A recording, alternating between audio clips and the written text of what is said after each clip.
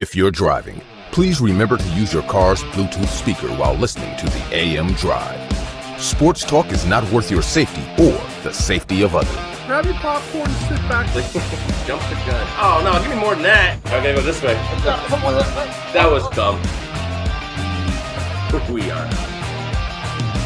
How could I tell you when nobody wants to?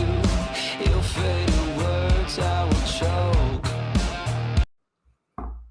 Happy Top 5 Tuesday to everyone in the sports universe. It is July 26th, 2022. This is the AM Drizzle on Twitter, YouTube, and Facebook. And how's everybody doing? For Aaron Crouch, I am Michael Carvilla saying, what's up, Hoodie Aaron? I will give you the benefit of the doubt because it is raining outside here in Vegas, which is rare. But I feel like you should never say AM Drizzle ever again. With AM Drive safe. No, we are the AM Drive. We are not the AM Drizzle. We are not the AM Drive dribble. safe. Come on now. My money don't dribble. It's like a basketball, but that's okay too. Have you heard that song? That stupid little. It's like an earworm. I can't get out of my head. It's like my money don't jiggle. It folds. Have you heard that? Nope. No. Oh man, you're gonna have to listen to it. I'm gonna send you a YouTube link, and it's gonna get stuck in your head for days. It's annoying and catchy, and I hate it and I love it. Just post it on the Twitter page. Okay. Okay. Hey, nice hoodie, sir. And where's your black mug at? My black mug is right here. Yeah. Whoa. Get our merchandise at AM Drive to online. It's very fancy. It's very cheap. You don't want to miss it because it's just amazing stuff. And I mentioned it was cheap. We're willing to price match it if you find a podcast that's got cheaper stuff. Go to AM Drive to online. Drink, wear, support your favorite faces today. We got a packed show, Aaron, for this Top 5 Tuesday. We got Mitch Bernstein coming on soon. Got top 5 baseball teams and a surprise top 5 list. But let's get into this first, though. The Boston Celtics just decided to offer the Brooklyn Nets Jaylen Brown, a.k.a. the player that played the best on the team in the NBA Finals, for Kevin Durant, and of course other pieces that would go with the Celtics player. Aaron, this one came as a shock to me because Boston, I know Brad Stevens is the GM, but I didn't know he didn't care for Jaylen Brown like that. This came off as a shock to me. So you can look at it that way. I'm not sure he's put off by Jaylen Brown. I understand that Kevin Durant's a top, whatever you want to rank him, which, we may do here later in the show, but he's a top player in the league, maybe a top player of all time. And for me, it just feels like that's the kind of piece package, or at least the foundation that's going to get you a Kevin Durant. It is a Jaylen Brown who, played well in the finals against Golden State this year. But I actually think the Celtics are making a colossal mistake by bringing in this cancer. I mean, look, have we not learned anything from OKC, from Golden State, from Brooklyn, that like whether or not it's completely and 100% his fault, it just brings a unparamountted level of drama and unnecessary soap opera to your organization. And I mean, maybe other than Golden State, and even then Golden State, it felt like a more humbling experience in the beginning 2 years for Kevin Durant. He's like, I want my rings. This team is really good. I'll shut up, sit back, and play the best basketball I can play without being a prima donna. But even that fizzled out eventually after a few years. So I just don't understand what you would see if you're Brad Stevens and if you're an organization who really kind of prides yourself almost mirroring the Patriot way, so to speak. I know that we're talking about different sports here, but I mean, you don't have a lot. I mean, once they got rid of Kyrie, you don't have a lot of talkers. Now, I mean, of course, Marcus Smart talks, Jason Tatum talks, but they don't really talk poorly about their franchise or organization or the players that they're walking out with. And I just don't. Oklahoma State, Marcus Smart, he's a lot more quiet than he used to be. Sure, 100%. I mean, and obviously that's turned out for the best for him. And I know that Brooklyn is saying now that this trade is not acceptable the way it's presented, and Marcus Smart's probably going to have to be involved in that. And Jaylen Brown's already too much, in my opinion, but adding Marcus Smart, I just don't think you get better. I understand it's Kevin Durant, but I just don't think losing those two and potentially unprotected first-round picks in the future, I don't think you get better with Kevin Durant, especially with the East. I mean, the East still has Giannis. Toronto's still a decent team. You got Harden re-signing in Philadelphia. The Heat are a pretty good nucleus of players. So I don't really think you get better in this spot. So that's my opinion. I think this is an absolutely unnecessary trade for Boston. Unless somehow they can fleece Brooklyn, this ain't it right here. The thing is that Brooklyn's not getting fleeced because they hold the leverage on Kevin Durant, but they don't have to get rid of him this year if they don't want to. No, they don't. 100%, they do not. You're correct. So that's a good point about just saying the fleecing may not happen. As for this nucleus you talk about, someone made a great point on the YouTube comments that they could argue the Nets were better with their own coach, Kenny Atkinson, with Jared Allen, with Joe Harris, with Karis LeVert and Spencer Dinwiddie. Like, those guys won more games in the first round than this Kyrie and KD thing did. And what was the expense? This team gave up their young nucleus, and now they're not as good technically. They absolutely deserve everything they've gotten, and the fact that they're still stuck holding the bag for Kevin Durant. And let's not forget, let's not let James Harden off the hook here. He is also a problem child in this mess as well. I understand your beliefs and what you felt about Kyrie, and ultimately if Kyrie's vaccination status was the thing that forced you out of town, I don't think you really wanted to be there to begin with. Now, here's a question. Do you think Harden and Kevin Durant minus Kyrie could have got a game on Boston last year? I think so. No. I think so. I think a Harden-Durant big two over a Kyrie-Durant big two would have gotten a game. Not have won the series. I don't know, but I don't even know if they get a game because, well, then again, though, I feel like James Harden will put up more of a fight on the defensive possession than Kyrie would. That's a good point. To me, and so maybe that putback doesn't happen from Jason Tatum. Yeah. Oh, yeah. I forgot about that. That was game 1 or 2. Yeah. But I mean, this isn't the first time we've seen Boston attempt to fleece Brooklyn. I don't know if you remember when Kevin Garnett and Paul Pierce, they got them out of town after that Big Three era. You see how much they had left in the tank? Little to nothing. Yeah, little is being generous. More like nothing. I think this is a poor trade if this is what ends up being the trade, or even if they end up adding Marcus Smart in this. Like, to me, Durant and Tatum are not a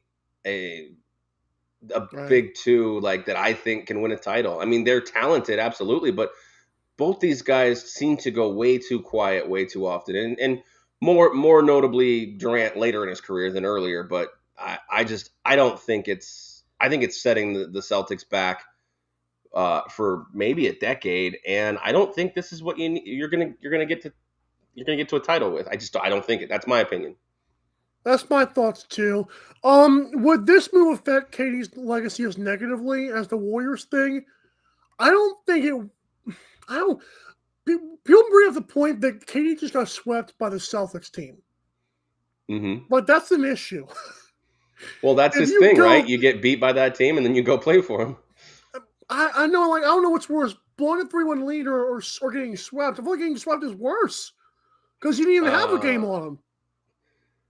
Yeah, that's a tough one. You could have a complete argument with that, like being up 3-1, and then you effectively kind of get swept in a 3-game series, and then being swept, you never really were in it. I don't know. That's a conversation for another day. But this one's tough for me to say how it affects him. The act of demanding a trade, I think, affects him. With 4 years left, yes. Yeah, where he's traded to, that's not officially really up to him.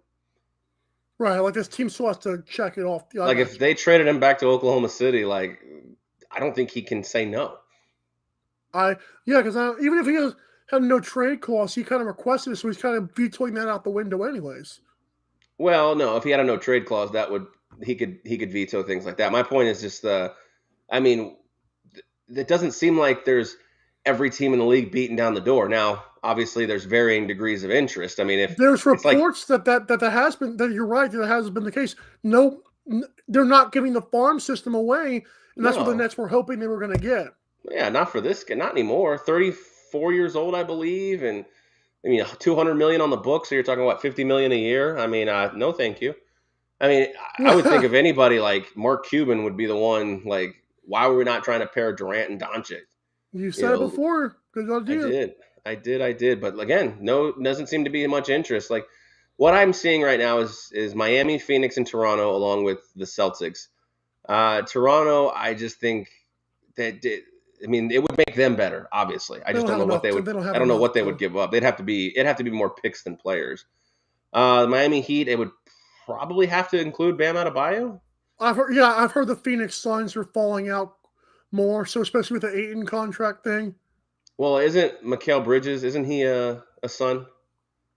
Wouldn't they want to give him up Yeah, with all this legal issue? but you want Bam more than you want Mikal if they'll give him to you. I understand that. I'm saying if Phoenix can't offer Bam Adebayo. Only Miami can. I don't think the Heat would do that, though. I really think, based on because remember, the Heat also had a chance to get Harden. Remember that? And I kept on saying that I don't know if they would really want to do that. And they would only have to give up was like Hero and some like maybe some more. They didn't even want to give up Hero, so why would you give up Bam for another head case? I agree with you. Miami seems like the team that strives and is successful, or thrives and is successful with the team mentality, not the superstar mentality. Right. Now, it can only get you so far sometimes when Jason Tatum takes over the series, but being in the Eastern Conference Finals year in and year out is not the worst thing in the world. Agreed. Let's get to this before we move on. Kyler Murray's contract, this one requires film study.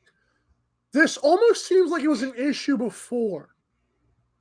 I don't know. That's just my initial reaction to this. I read the article. Wasn't really much telling me it was or was not. So, right. What you got? So as I read this, it's a 4-hour mandate on top of what the team obviously does in their practices and their preparation. Right. For me, again, and maybe this is just my get off my lawn, old man yells at cloud. Like it's basically like, if you do your chores, I will give you your allowance and allow you your video game time. Like, bingo. If you study 4 hours of film session, like, it's sad. And again, I don't want to compare this to Tom Brady, who I don't know if he ever does anything but watch film. I mean, a little bit more later on in his life, he's enjoyed, some of his, his 40s, obviously. But like for the 20 years he was in New England, it seemed like all you ever heard was he was first one in, last one out. He's watching film. And maybe that's a little bit too far, but then you have the Jamarcus Russells of the world who were lying about blank tapes and got so it just seems like, and again, he's the person that we're being given this information about. Like, who knows? There could be other guys like Josh Allen might not watch film, Pat Mahomes. I don't know. I mean, maybe they'll come out that these guys have those type of clauses, but Kyler Murray has seemed to be so distant ever since day one. Like when he was a draft prospect, he didn't want to do interviews. He didn't want to be involved in anything. He wanted to go to baseball. What are you talking about? You want to do anything? Well, he considered baseball, but I don't know if that ever really actually happened to be a realistic possibility. My point being is, like, he doesn't really do a lot of interviews. He's the child who scrubs his social media. He's never been. He doesn't feel like a leader to me. And it feels wanted Arizona the whole time. Baloney. Yeah, and it feels really sad. Again, he might not be the only one, but it feels really sad that they're having to put a clause in the contract for their franchise quarterback to watch film in preparation for next week's opponent. Like, I feel like that should already be part of your life, your role. I mean, like I said, I don't know off the top of my head. I'm pretty sure Aaron Rodgers is watching film. I'm pretty sure a lot of these guys, Matt Stafford, a lot of the old guard, they're watching film each and every week on top of what they're already being mandated. So this one to me just seems like hey, this is a 11-year-old kid that if you do your chores, I'll give you your video game controller and give you your allowance for the week. Love it. When we come back, Mitch Bernstein's in the waiting room, and we're talking Negro Leagues. Juan Soto legacies of Tim Kirchin, Big Poppy, and more MLB second half. It's the guest segment coming up on AM Drive on Twitter, YouTube, and Facebook. We'll be right back. The AM Drive with Mike and Aaron might be the best morning show ever. If you love the show, shop the merchandise for $26 hoodies, $16 shirts, even $13 mugs. High quality swag for cheap because Mike and Aaron love the fans. The best morning show, the lowest price merch at amdrive.online. This is Popple, the next generation business card. With just a tap, your Popple instantly shares your digital business card to both iPhone and Android devices. The best part? The other person doesn't need an app or a Popple to receive your info. To pop your info, tap your Popple to the top of an iPhone, the center of an Android, or just scan your in-app QR code. And just like that, all your info is saved to their phone. More connections, more leads, more sales. That's Popple. Download our free app and get your Popple today. Aren't you the Vice Golf guy? Yeah. You want an autograph? Yeah. Actually, I was just wondering if the balls are any good. The balls are amazing. You look like a Pro Plus guy. I thought you'd never ask. It's actually better than my old ball. And it's half the price. Top performing golf ball, half the price. It's almost stealing. Quit searching the globe and get your high-performing golf balls at vicegolf.com. Fanatics.com, the world's largest collection of officially licensed fan gear from all the leagues, teams, and players you love. Shop now and get today's special offer. Fanatics.com, officially licensed everything.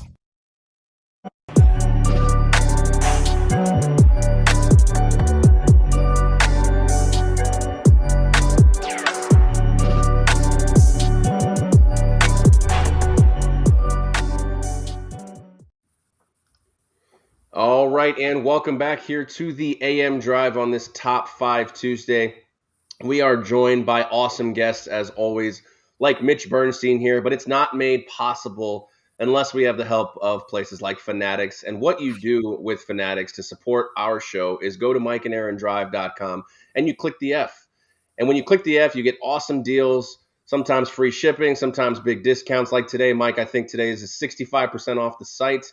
Which That's a lot of savings, especially in today's world where gas is expensive. So they bring it to your door, not the other way around. You get the greatest in memorabilia, merchandise, etc. But it's all made possible by going to mikeandaaron.drive.com and doing what, Mike? Clicking the F for respect. Absolutely. And like I said, it helps us bring on awesome guests like the one you see below us, The Burn with Mitch. Yes. On 12 Ounce Sports, of course. Mitch Bernstein, thank you so much, as always.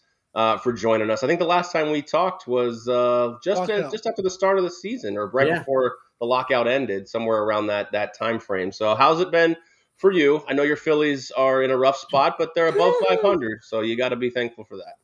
Yeah, the big disappointment getting swept by the Cubs. I was going crazy here at home going, are you kidding me? I just continue to say it's a long season, and it's going to be interesting to see what happens at the deadline. See what they can do, see who they're going to ship away, who I don't want them to ship out, and we'll see. Listen, they're not winning the division. It's going to be a wild card slot, and it's going to be between the Padres, the Cardinals, and the Phillies, I think. So, they just got to keep winning. They got to get consistent again with that. They got to go on another winning streak. Big win last night. Bryson Stott, 3-run homer in the bottom of the eighth. I had his mom on a couple last week. Wow, she was great. Yeah, she was terrific. I asked her. I wanted to get a little bit of tidbits people might not know. So I said, Bryson is good friends with Bryce. They know their families, the Harpers from a long time ago. And I said, Shayna, what does Bryce call you? Does he call you Mrs. Stott? Does he call you Shayna? Bryson's mom. So she was a cheerleading coach, and for many years, and the kids at the school they call her Stotty. Huh. So Bryce Harper calls Bryson Stott's mom Stotty. That's inside cool. inside information. You can't Inside get anywhere. information you can only find on the Burn with Mitch and then his guest segments here on the AM Drive. Mitch, I want to go ahead and get into it here. It's a topic we talked about yesterday, and you know as well as we know that Twitter and real life are two different things. And at the Hall of Fame induction ceremony, this woman may have rushed the word Negro a bit too fast, and of course it came out. Well, Twitter thought it came out on the actual diction. But yeah, let's call it triggered. Twitter took it, of course, a bit too far, as they normally do. But to us, it didn't seem like a reaction came from anywhere in the audience. So what do you make of this? Of course, we had our beliefs. We talked about it yesterday, but I'd like to get your input on this. So I asked Mike. I said, Mike, where did it come from? I hadn't seen that, and he sent me the clip. Thank you, Mike. And I'm listening to it, and I listened to it 3 times. And there was no way she said the N-word. It was a diction thing. It was a pronunciation thing. I also said the same thing to Mike. Mike, I didn't see any reaction from the audience. I didn't hear anything you would have heard from somebody who said something so derogatory in a huge arena event like that. So, and then Mike, what you sent me, I saw had 24,000 plus views. Ooh. So people were like obviously looking at it. She didn't say it. She combined her pronunciation, like you said. It was her diction that's made it sound like it could have been the N-word, but to me, it was not. Of course. And Mike, go ahead. The more and more I thought about that, I have to agree with Aaron and you here that it really, the reaction. The first time you hear it, you're like, whoa. Right. The immediate reaction for the people, it's like they've heard her say the word before. Like they've heard her say that pronunciation. Yep. It was almost like they knew this lady was cool. Maybe they knew her personally, and maybe that's what helped them understand it more. So it may have been, and in fact, I haven't seen any backlash publicly. I've just seen on the little Twitter forums. So I agree with that. The backlash wasn't there, and that was a good point. Yeah, Mike, I looked and I was looking when you sent that to me. I was looking on Twitter and looking on Facebook, and listen, if it was that bad, you can't find it, right? You couldn't find it, and I even went to the trending on Twitter, and it wasn't there. Me too. You know? I agree. So thank you for sending that to me, so I could really listen to it. Yes, sir. It was fun to find. I have a question though. If I may, Aaron, before you go to your next point, you talk. I know you talk about Bryson Stott's mom, which is incredible, but you've talked to a few of these Negro League guys before, and I just want to know some of the cool people that you've talked to. How does this feel for you seeing those guys going? Because I noticed that your podcast is kind of focused on those guys quite a bit.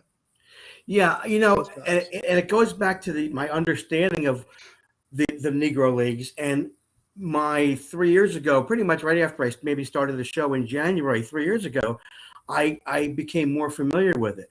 And every time I have somebody on to talk about it, and there are so many people, you have no idea unless you go on Facebook and check the groups, how many groups there actually are on Twitter specifically about the Negro Leagues. And I began, and I said to Bob Kendrick, who was really my first guest, the president of the Negro Leagues Baseball Museum, and I said, Bob, why don't I know more about this? I said, as a history, part of American history, and that's what he says. And these guys didn't know they were making history. They didn't care at the time. They just wanted to play baseball. That was the whole thing. They just wanted to play. And we all, and it's so ironic that the other fact that he taught me was that once Jackie Robinson integrated, the Negro Leagues started going downhill with interest because most of these good players were going into the Negro Leagues. Right. So it was basically the beginning of the fall of the Negro Leagues when Jackie was integrated. But so much history. Sam Allen is a buddy of mine that I've met several times. He's been on the show, met him in person. It's funny because he remembers me. He did a nice assembly virtually for Westtown School, Black History Month. And I remember I called him and he says, Sam, this is Mitch Bernstein. Do you remember who I am? He goes, oh, yeah, the Burn. I met him at a card show in Pennsylvania. So he remembered me. And it's just so cool to be able to, and there are, it's like World War II vets. There aren't many around anymore. And to be able to learn from them and what was so special about them playing in these leagues. And the fact that now, this past Sunday, with Buck finally getting into the Hall, they're getting more recognition, and people are understanding how really good they were in their time. And it's a credit to all those folks doing the research. And it's also very cool. Again, going back, you find posts where you see the box scores in papers, and they still had them, and you see these names, and you go, "Oh my gosh, That is cool." World War II vets was an incredible reference, by the way. That's a great comparison. And not to take it away from you, I mean, what you're doing to also still, gain exposure for these players, these directors, the people who are involved in the Negro Leagues is an awesome testament to you. I don't think you get the credit for it. So a tip of the cap to you from us here as we move into today's game here, because that is we got the trade deadline coming up. So obviously the big name is Juan Soto. Mike and I believe he's not going anywhere before the deadline. Do you believe otherwise, and maybe where? Guys, I'm glad you said that, because all this gossip, it's coming, all the rumors, and I was thinking the same thing. I don't know that he's going to go. You know why? It's hard to put together a deal with that many players, both veterans and guys in the minors, prospects, in what I think is a very short amount of time. Mm-hmm. So I don't know that he's going to go anywhere. I was reading that San Diego was a potential because they need outfield help. However, just reading this morning, Mackenzie Gore left the game yesterday because he was one of the trade pieces from the Padres. He left the game yesterday with elbow soreness. So that's down the drain. It's the teams with money. Could the Yankees, the Dodgers, maybe the Astros could do it. I don't know that it will. I'm with you. I don't think it's going to happen because it's just too much to put together in a short amount of time. I mean, this stuff takes time. Now, who knows if they've been looking at this for weeks, but I'm sure they started looking when he declined the $440 million. 100%. So I don't think he's going to go anywhere. But that's the fun part of the deadline. You just don't know. All the speculation. Yeah, absolutely. Yeah. Now, the Contreras from the Cubs, he's got a feeling he's going. And right. Trey Mancini, same thing from the Orioles. Who wouldn't want to pick up Trey Mancini? Yeah, I was gonna say good for him for getting out of there. Yeah, I mean, I was kind of angry. I was watching the ESPYs because Maybelle Blair from the All American Girls Professional League was on there, and she helped present an award. But the comeback player of the year went to Klay Thompson. Klay Thompson, yeah, that was horrible. And I'm Trey. Some dude had cancer. What are we doing? Come back from a freaking knee injury. Yeah. Trey Mancini came back from freaking cancer. Are you kidding me? And playing well. I'm like, are you kidding? Who votes for this crap? Yeah, exactly. It shows ratings, and of course, Golden State won the title. Yeah. You have to understand it's all the politics, but you know what? We can all give a vice golf clap to Trey Mancini for overcoming what he has and returning and being, like you said, one of the pieces that people believe can help them get closer to a championship. Mm-hmm. Now, the one I'm starting to see now, which I'd love to see all of the drama and all of the speculation. Ultimately, it's never going to. I think it's a less than 0% chance, but Shohei Ohtani has now visited. Has been noted in these trade rumors. There's no chance. No chance. That's a cash cow and a half right there. There's no way that's happening. And it's unfortunate for the Angels. They started out really well, and then right down to the dumper again. It's so sad because you really wish these guys would have a chance to get even get into the playoffs. Well, getting in the playoffs is huge for that exposure. The MLB is probably begging them to get into the playoffs. It's to have Trout and Ohtani, on that roster. It's just absolutely insane. But yeah, we'll find out. It looks like the trade deadline's August 2nd. I'm sure they pushed that back a couple days because of the week, starting the week later here. But let's get back into It's coming up, man. Yeah, I can't like believe what do you it's say? August in 7 a week. days. Yeah, 7 Crazy. days. The dog Yeah. days of summer are here upon us. But Yeah. let's get back into this Hall of Fame here. And we talked about it yesterday, but the notable names that weren't the Negro League players, the Minnie Minosos and the Buck O'Neills. But we talk about Big Papi. Obviously, he headlined the event, the induction ceremony. But one that not a ton of people are talking about, that we talked about because he kind of had an influence on our lives, is Tim Kurkjian receiving the award, during the Hall of Fame. And just Mike kind of nailed it on the head. Just, a nerdy, cheesy part of the game, but it wasn't fake. It was genuine. You could tell like John Clayton, Buster Olney, like these nerdy guys that just give you the facts, don't give you any of their opinions. And it's just an objective viewpoint of the game, or even if it's a viewpoint or an opinion, it just still doesn't feel like they're ragging on anybody. They were just some of the nicest guys in their respective sports. Buster Olney's turned a little bit, but talking specifically about Kurkjian and Papi here, and I want to kind of get your thoughts on their legacies. Yeah, Kurkjian, I was just reading also. It's interesting. He's 5'5". He's like my size, right? Oh, yeah, that's what I figured, yeah. And he's a great basketball player. Did Really? not know that. Yes. Did not know that. He's played with I think there's a Ripken team that he played with, and they wanted him to be on the team. And he's also got, like many of these sports writers, including Peter Gammons, what a lot of his colleagues are impressed about is you can name a player, and he'll come up with a story about the player. Doesn't make a difference who it is. And they all, including Tim, and I love reading him. I mean, I can't imagine not reading him every Sports Illustrated that I got when it came out. They're so easy to read. They're so humble, like you said. It's not an advert about them. It's about what they can provide in terms of information to the general public, because they absolutely love the game of baseball, and they understand the history. They understand everything about it, and they provide it in such a way that's interesting. And it's funny also, Peter Gammons, Kurkjian, they got interesting voices too. Yeah. Right. So that kind of thing's subtle, but it's the way it's presented with their voices, with the way they talk about it. It's just, you can't not listen. And you know who's coming on right when they start speaking too. That's a fair point. I love Tim Kurkjian. Yeah. Well, not only that, Mitch, but when he signs off, and you guys might notice this, but he always hard pronounces the Kirk. He's always like, for ESPN or at Shea Stadium, I'm Tim Kurkjian. Yeah, he always hardly stops. So weird right little after smiley, cheesy. He always had that hard stop. Yeah, absolutely. No, you said it. You said it, Mitch. That's a good point. I didn't think about. And he's well loved. He's just well loved. And you're right. Not enough credit. We don't. I mean, listen. It's for I think 80-90% of the people who are baseball fans. It's all about the players.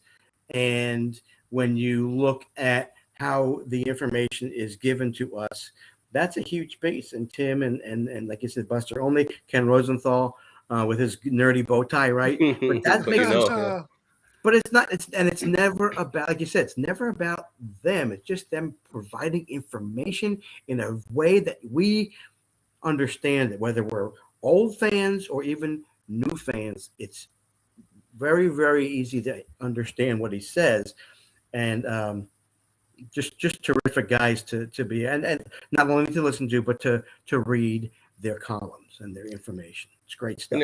And it was more than a job to them, it seemed like.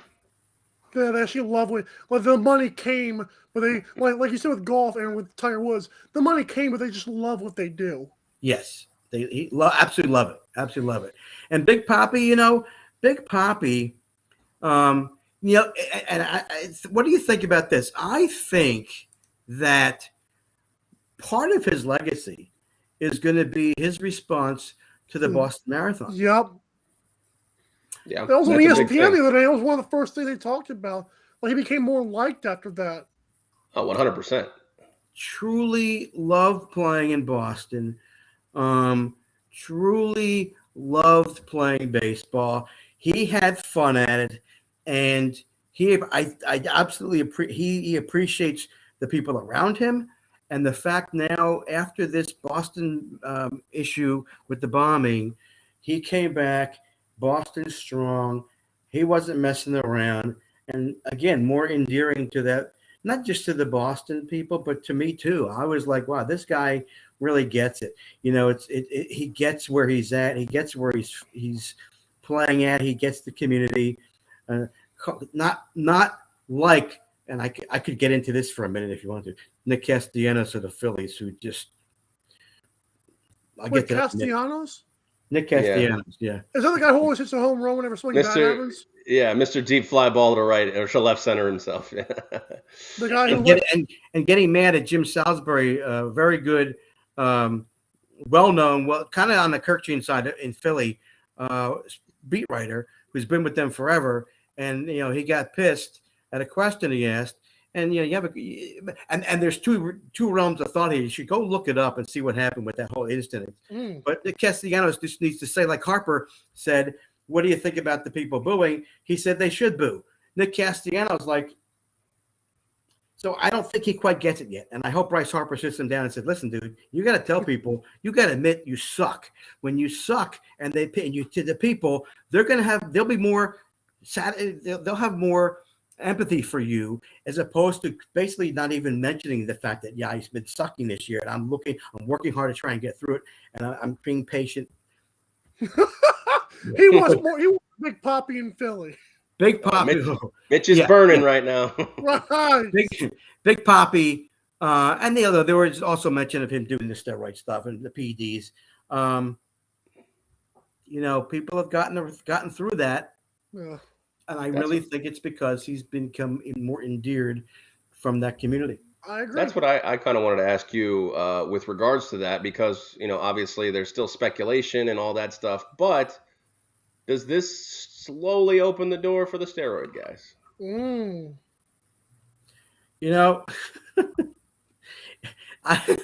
It's going to be interesting to see a few years down the road if he becomes a first ballot Hall of Famer. And Bonds and the rest can't even get in, and Clemens still aren't in. So exactly, that's an interesting one for me. So yeah, good point, Biden. One last question here for you, Mitch, because All-Star break is come and gone. The American League won for the 9th time in a row. Not that it matters. You've got Juan Soto who won the electric home run derby. But are we in for a collision course for Yankees and Dodgers? Because we talked about on this show. That'd be a hot market kind of World Series there. Are we in for these two monsters who, I'm a big run differential guy, cream of the crop? Yeah, or they are. Or do you think the Astros or maybe the Mets or somebody can come in there? And you think it's Dodgers and Yankees about ready to crash here? Yes, if I would have to say right now, who do you think? I'd say yes. The Astros are probably the closest to anyone, to the Yankees, to be able to take them down. I don't think anybody else in the American League can do it. The Dodgers, National League, the Braves. Could the Mets do it with with rotation? Yes. So it's going to be yes, but I think overall Dodgers and Yankees, and that will be a well-watched series. MLB will be happy. Two of the biggest markets in the country, and big ratings, and a lot of Yankee haters out there. So people will be rooting for the Dodgers to win. It's going to be interesting.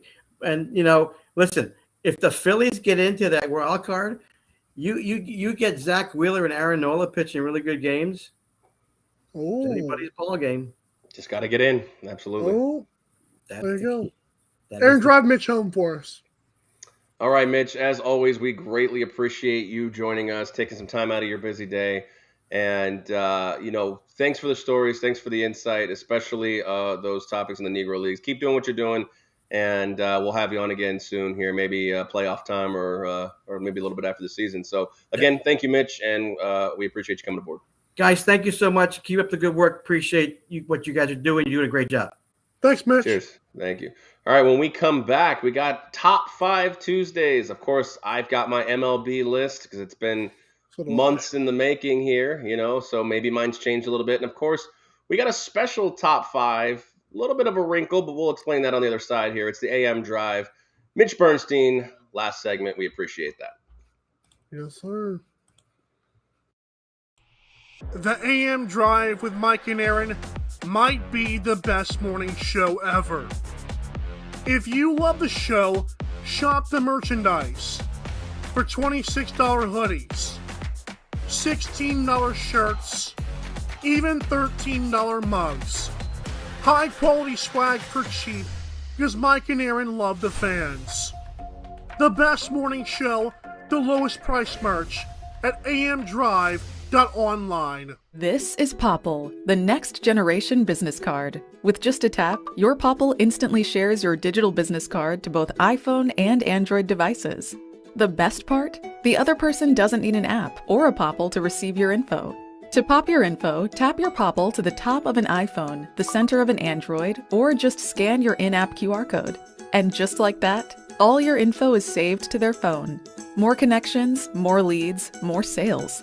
That's Popple. Download our free app and get your Popple today. Aren't you the Vice Golf guy? Yeah, you want an autograph? Yeah. Actually, I was just wondering if the balls are any good. The balls are amazing. You look like a Pro Plus guy. I thought you'd never ask. It's actually better than my old ball. And it's half the price. Top performing golf ball, half the price. It's almost stealing. Quit searching the globe and get your high-performing golf balls at vicegolf.com. Fanatics.com, the world's largest collection of officially licensed fan gear from all the leagues, teams, and players you love. Shop now and get today's special offer. Fanatics.com, officially licensed everything.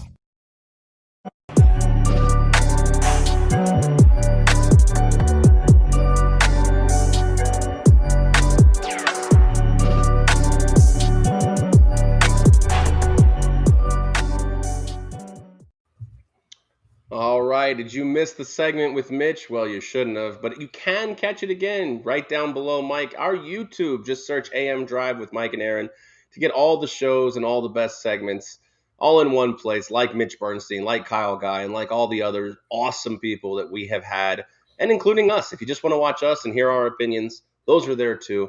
And of course, I'd be remiss if I didn't tell you about our Spotify. You don't want to watch our faces when you can listen to our faces. Amen. The Spotify, every day, Mike does a great job of uploading it to there as well. So if you're on the road and can't watch us on YouTube, make sure to check the Spotify. And of course, Mike and Aaron Drive has all of these links conveniently located in one place for your benefit. So if you go to Mike and Aaron Drive and actually click the YouTube, you won't even have to search it. It'll take you right to the page. So yeah, so make sure you're checking us out each and every day, Monday through Friday. Or if you're on the weekend, check us out. Check out the old episodes and all the guests that we have. Of course, we'll be bringing back Tony Johnson, among others. And, of course, we have our NLL Thursdays coming back soon as well.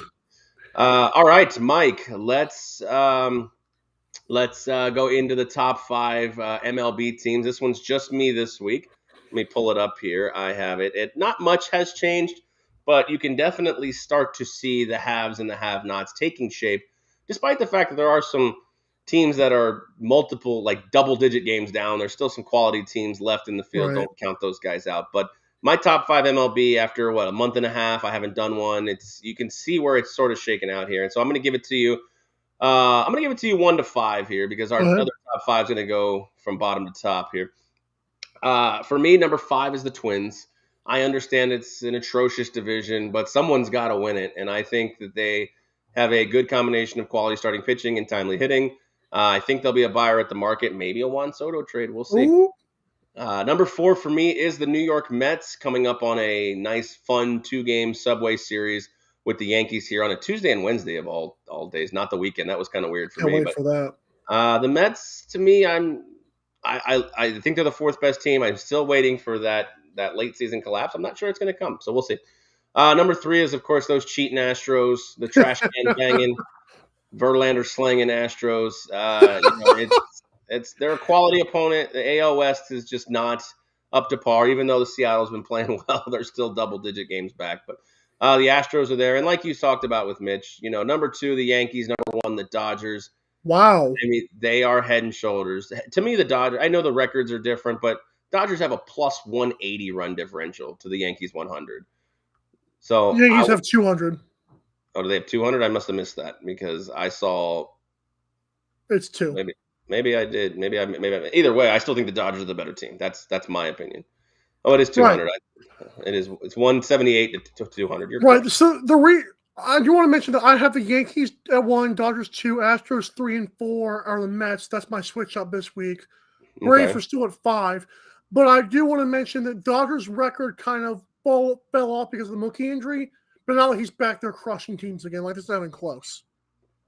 Right. And not only that, So, just they had a in little bit of a recent, fall off. they're 9-1 in the last 10 versus 5-5 for the Yankees. So there's a little bit of recency bias there too. But I think you could interchange those two, and I wouldn't disagree with your argument. That's fine. I agree. Same thing with number 3 and 4 as well. Yeah, I mean, that's fair. Are you excited for the next segment here? I am. It's obviously basketball related. We teased that on the show yesterday, and you know my philosophy on basketball. But there was a time where I was firmly entrenched in love for the game of basketball, and and it was right around a lot. So you might see that in my list where it kind of goes. But yeah, I actually enjoyed making these lists. And this may not be your list. It may be completely debunked, just like I think Nick Wright's is. But again, this is my list. This is what I feel. And if you like it, great. If you don't like it, great too. That's the beauty of obviously having an opinion on sports. I'm glad you can talk a lot because this took me like 3-4 different times to change officially, and I didn't do it before the show. So I want to thank you for talking right there. That's fine. Well, I'll go ahead and break it down here. Obviously, this is a top 5 of sorts. We are going to do these over Tuesday, Wednesday, and Thursday, the next 3 shows. And we're going to do 5 at a time. So we're going to do the top 15 NBA players since 1985 for us, because I feel like players in that era were some that you and I could still have watched, or at least, like the Bill Russells of the world, the George Mikens, the Bob Cousy's, the Jerry West. Like, yeah, it's cool to watch some replays of them. It's just not the same. That was not our era or eras of basketball. So top 15 NBA players since 1985. Today we are doing 15 through 11, 10 through 6 on Wednesday, and 5 through 1, of course, to wrap it up on Thursday. So, Mike, you're the bigger basketball head than me, so I will let you go ahead and go first on this one. Ooh, from 15 to 11. I cannot wait for this. On your honorable mention, too. Did you have an honorable mention? I do not, because we went to 15 instead of 10. Okay, I still have one, so I'll say mine, but you go ahead. Okay. Number 15, that talking head, that jerk of a man, that man who was possibly the second best player behind Michael Jordan for a long time, but could just never break through, Charles Barkley. So Chuck is number 15. I love Charles Barkley. He didn't even make my list. That's a good point. As for I want to give you some stats real quick for Charles, just to be fair. Chuck played 1,021 games started, which is incredible. 11-time All-NBA, 1-time MVP. So good job for Chuck there. Right.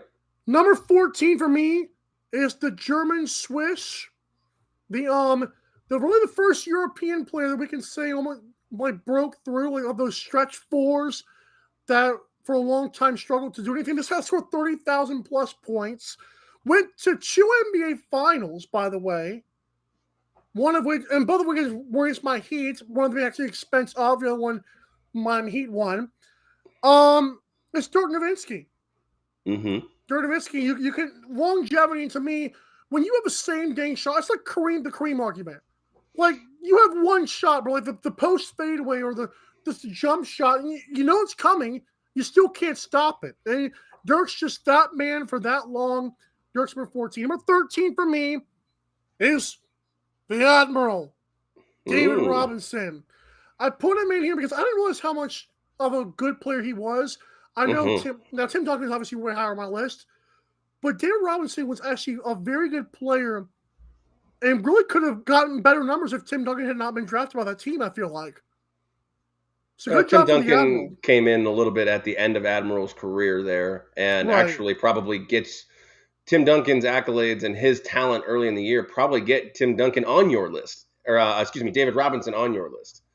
Here's the Because he thing. was kind of always a bridesmaid thing. So go ahead. Yeah, sorry. Two of my favorite awards are All NBAs and All Defense because it shows both ways.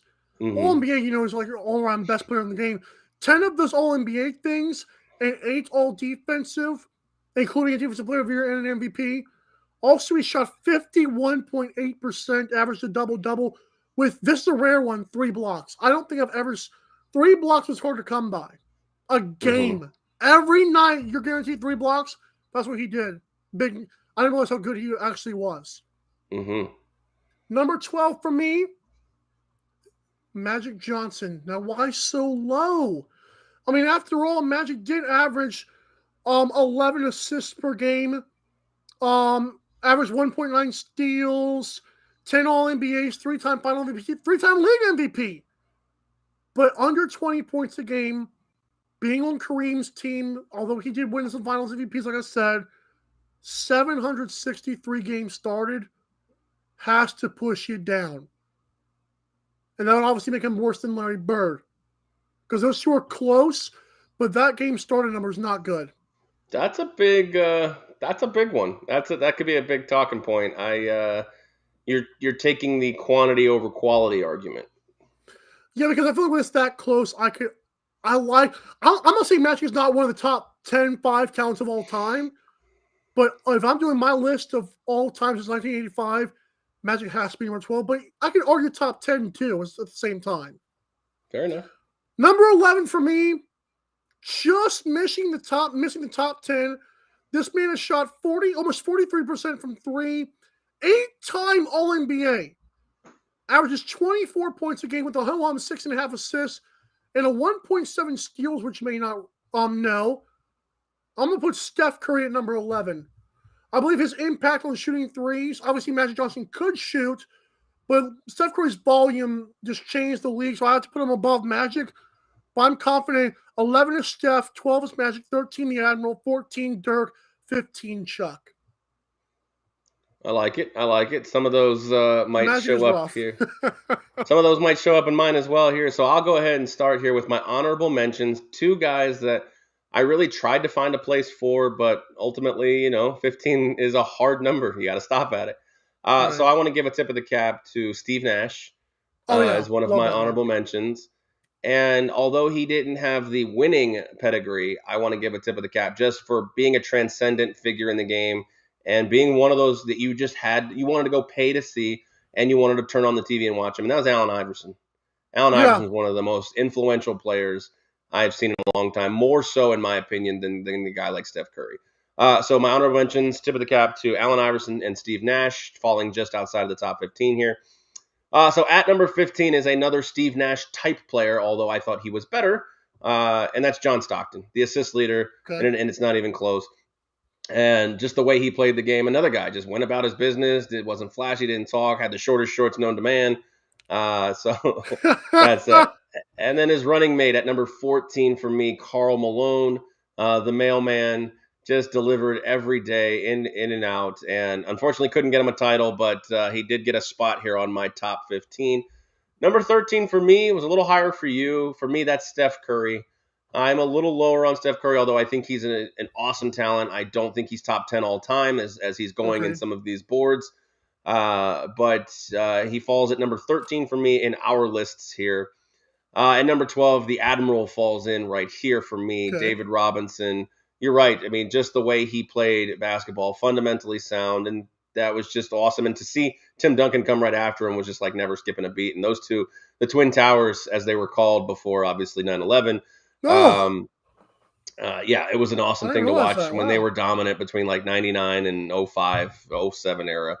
And then number 11 for me, which I'm interested to see where you have them or if you have them. I would assume you do, but we'll see. We'll find out on other days. But number 11 for me is MJ's running mate, Scottie Pippen. No tipping Scottie Pippen. I mean, like everybody wants to talk about, and even Michael talks about. Things would not have materialized for Michael Jordan had Scottie Pippen not have come around to Chicago, and still one of the top 50 players of all time to this day. And for me, he falls into the slot at number 11. So to recap, I've got 11, Scottie Pippen, 12, the Admiral, David Robinson, 13, Steph Curry, 14, Karl Malone, and 15, John Stockton. I was working on a list that it was like 40 players long. Scottie Pippen was from the 24 to 30 range. Wow. And so for a LeBron guy and how much you beef up Scottie Pippen, for him to not really be on this list is a little surprising to me. Averaging 16 points a game. And but his defensive prowess and the way that he and Scottie true. or he and Michael were able to just shut down teams.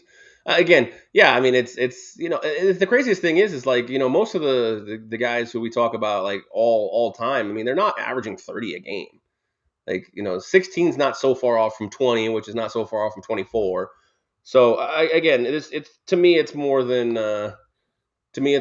just the offensive, but I can see. I mean, the 2 years that Michael was out, the Bulls were not a thing. So I get it. I can understand. But for me, a lot of what he has done, the ultimate assist to my guy Michael Jordan, and for me, Charles Barkley didn't make the list. But he's a great player. It's a hard stop at 15. It really is sometimes. Steve Nash was a good one. I like that. Yeah, he didn't even make it either. So, but I do like the honorable mention there. It was nice. All right, so 10 through 6 tomorrow, 5 through 1 on Thursday. Make sure you're tuning in. Mike's going to have the graphics up on Twitter. Of course, we want you to start a conversation with that on the Facebook, on the Twitter, at AM Drive TV. You can see it right there, at AM Drive TV on the bottom of the screen. And, of course, support the sponsors. They're all located at mikeandaarondrive.com. Subscribe to the YouTube channel. You guys all know the drill. Help us out. Grow this show. Grow this brand. Grow this page.